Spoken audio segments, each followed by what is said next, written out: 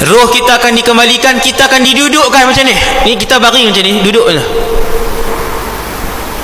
Duduk je. Yang ni lah barzakh waktu tu. Sebab kita ada jawapan, kita pernah mengaji. Kalau orang tak pernah ngaji, dia kata ni apa dia ni, alam apa ni, siapa nak mai, kenapa duduk di sini, pasal apa tak hidup.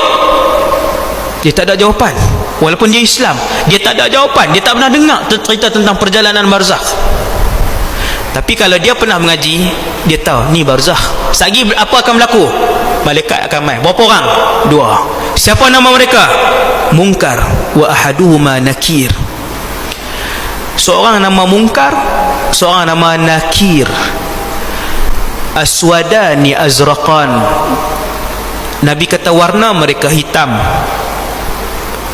mata mereka kebiru-biruan. Bukan dia punya tengah tu biru, dia berbuat tengah tu saja. Biru semua ni, biru ni, biru.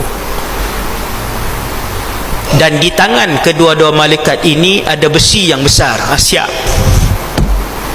Siap. Lalu dia pun datang. Soalan tahu lagi, semua orang tahu dah. Senang saja. Man rabbuka? Malaikat ni kan tanya ni, gilak-gilak. Man rabbuka? Siapa Tuhan kamu? Maka lidah dia yang fasih, kerana dia orang soleh. Lidah dia yang fasih akan jawab Rabbi Allah. Dia kata Tuhan aku Allah. Malaikat seri muka.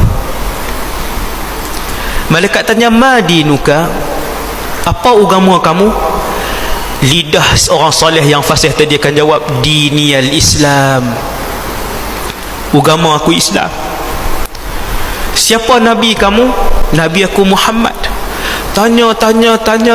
Akhirnya dia pun menjawab ke semua soalan. Habislah tuan-tuan. Bukannya nak tanya, nak jawab.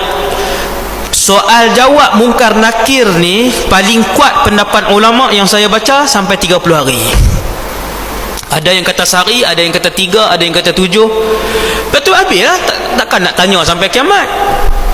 Setelah habis ditanya orang soleh tadi, dia pun lulus semua soalan. Akhirnya dia pun dipersilakan ke sebuah tempat dan negara yang indah. Nama negara itu adalah Raudhatan min Riyadil Jannah. Satu taman daripada taman syurga.